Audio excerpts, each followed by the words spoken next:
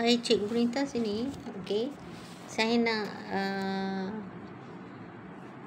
buat tentang cara pembelajaran sesuai untuk murid prasekolah ya.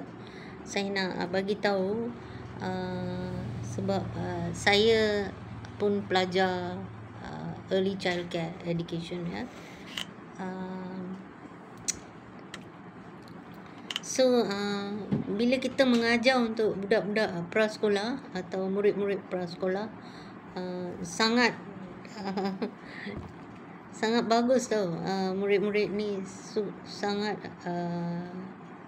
tidak lupakan guru-guru mereka, dan apabila ada apa-apa function, mereka akan belikan hadiah dan seterusnya. Bukan kerana hadiah, tapi cara mereka sayang guru-guru yang mengajar itu sangat lain sedikit ya, sangat gembira tau. So seterusnya, pelajar-pelajar seperti ini belajar melalui lagu dan juga pergerakan. Okey, mereka juga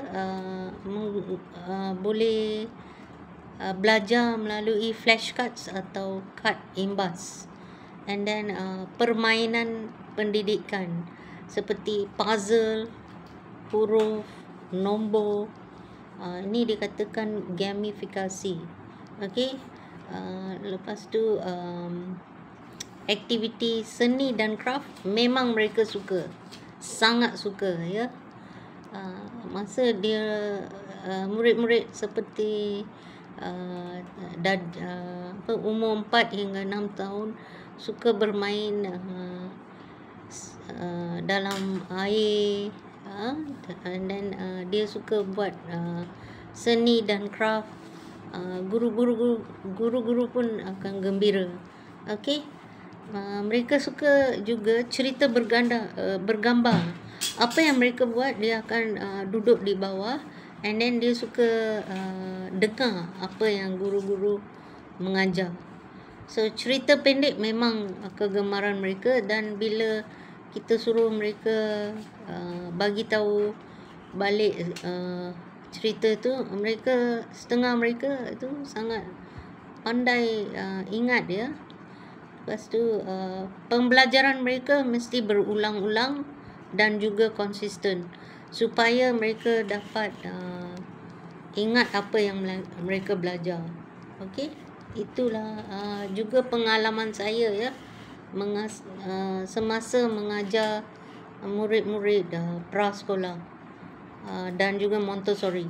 Okey, sangat happy. Cikgu sangat happy dengan murid-murid cikgu 4 tahun hingga 6 tahun.